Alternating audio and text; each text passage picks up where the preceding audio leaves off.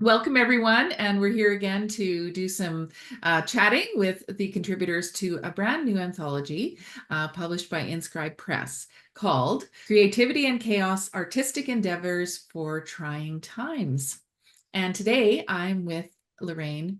So you've got a couple of poems that are in the anthology. Hmm. One's called A Hum, and the other one is called To Create.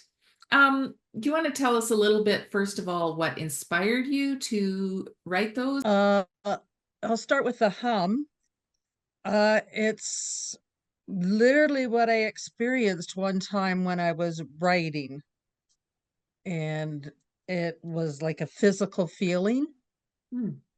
So I had to capture that feeling. I think I did.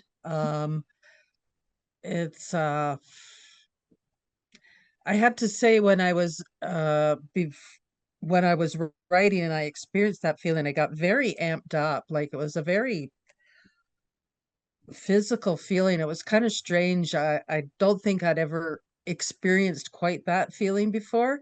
Yeah. Usually when you're writing, you feel pleased or frustrated or happy or, oh, that's a good one, or oh, that's awful. But this was an actual physical feeling in my body. Wow.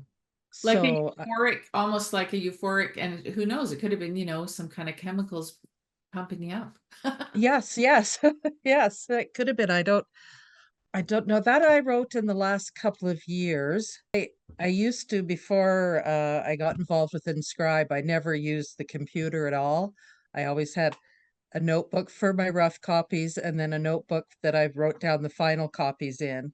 Oh, yeah. And now I've stopped writing down the final copies. When I get to the copy that I think is readable to share, I just go right to Word now. Mm. That's Mhm. been a bit of a change in my process. To create, Mhm.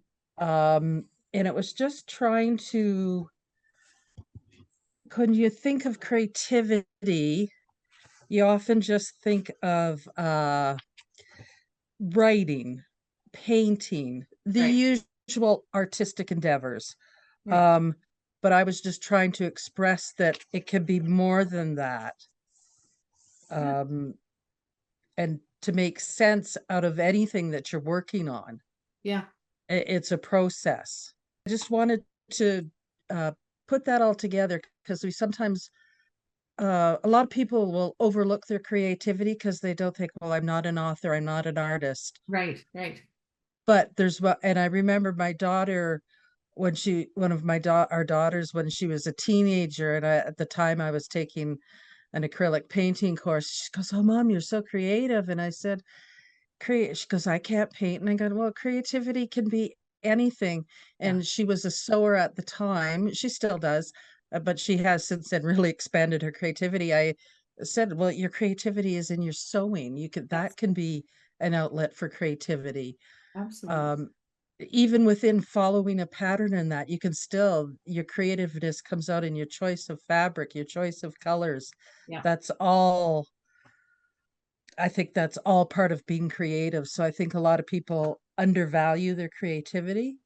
I love that you mentioned that because, I've been doing several of these interviews with various contributors, and I've talked to people who paint and write and musicians.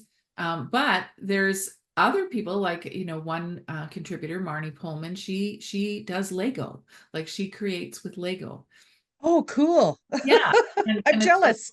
that is creative, right? And I've Yes. talked to other people like who Scott Fitzsimmons, who was talking about producing music and sound, so not Yes. necessarily being the one to do the singing or whatever, but the production side of things and how that is also a creative Oh, endeavor. yes, for sure. Um, Yeah. Carol Harrison talked about her junk journals and scrapbooking. So you're right, like it's so much bigger than what we normally think of the artistic, endeavors. And Yeah. I think it also, if you have something besides the writing, I think it feeds into one another. Like I started this fall. I'd been wanting to do it for a couple of years, for several more than a couple of years, and my daughter really encouraged me, so to start taking up watercolor painting, Yeah. and it just really has, I think, opened my eyes. I think when I'm looking at colors differently, and so now when I'm writing, I'm looking to be more descriptive, to make it more authentic, less cliche, Yes. trying to. So I think uh one endeavor can feed into the other. Absolutely, absolutely. And I actually really liked when you were describing sort of your process of, having sort of a just a regular journal and Hmm. like handwriting as you're writing a book. Hmm.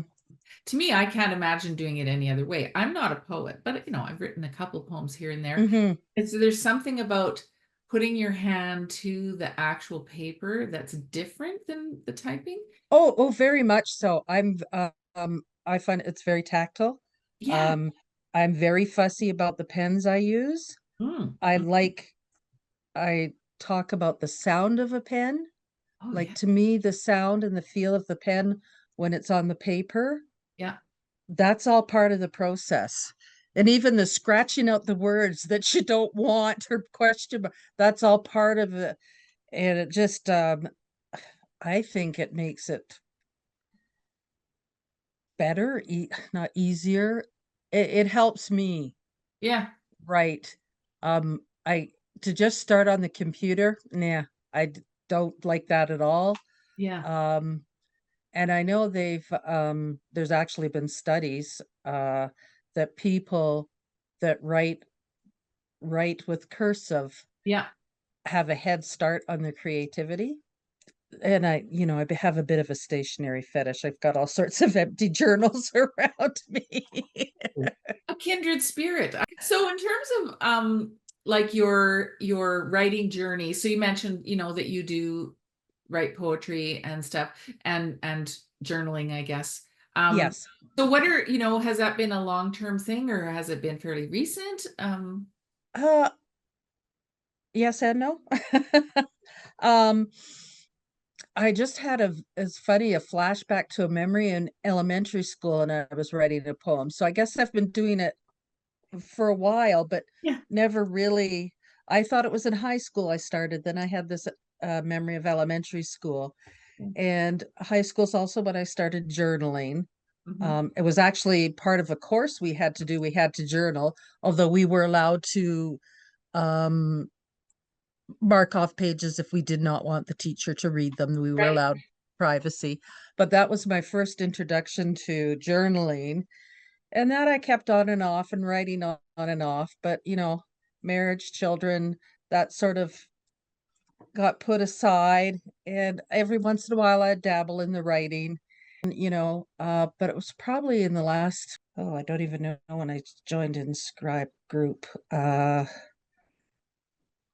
say maybe 6 years ago. I might have even been longer than that. All of a sudden I felt God telling me, time to get serious about this. Okay. You need to share this with people, because I always kept it to myself. I would occasionally share with a close friend or something, one or two, but I mostly kept it to myself because it's some of it's highly personal.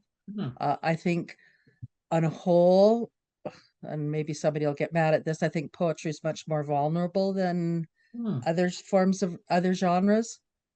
Yes. You I can. mean, unless you're writing an autobiography or something, then obviously, but I think as a general principle, poetry is a much more vulnerable genre. Yes. So, so I Googled Christian writing groups and up popped InScribed, and then I found a writing group in Calgary that I joined, and a wonderful, wonderful group of ladies that just so encouraging. And you know they'd the first few times I shared poetry, they just said, "Oh, that's nice," and then they okay, tell us when you're ready for for criticism, and in a nice way, like Yeah. not to rip you down, but to help you improve. And I don't think I would be where I would am now with my writing if it was not for those ladies. But it just goes to show the importance of a community, you know, and support Oh, as a writer. It's really important. oh, it's so important. I really don't know, really. I would not have developed as I have. Mhm. And then last fall when I entered a poem in the contest and I was contacted that the judge wanted to work with me on it before it was published. Oh, wow. And that was a whole different experience. But like at first I was just kind of, what? Well, at first I wanted to tell all the ladies in the group, but I wasn't allowed to tell anybody. So, but you know, at first you got me and you know, and you look at the credentials of the judge and you go, oh my goodness. And Yeah. but it was a really good learning experience, you know. He kept giving suggestions and always ultimately saying it's your work. Yeah. You know, just was trying to make suggestions to tighten it up to make it more What a descriptive. wonderful learning opportunity. Wow. Oh, it really was. And then from that I was able to, you know, try to apply it, not when I'm actually first writing it, but when I'm going back and looking at it and editing it myself. I think when I'm first writing, I'm just You know, you're just getting usually it's, ideas out there. Yeah. yeah, it's random thoughts or words or whatever. Mhm. Um, and quite often these things happen while I'm driving. Oh, So I think I have to invest in a recorder. really appreciate talking to you, Lorraine, and look forward to seeing you sometime in person. Thank you so much for doing this today. I really appreciate it. And God bless you in all of your writing endeavors. Yes, you as well. Thank you. You're welcome.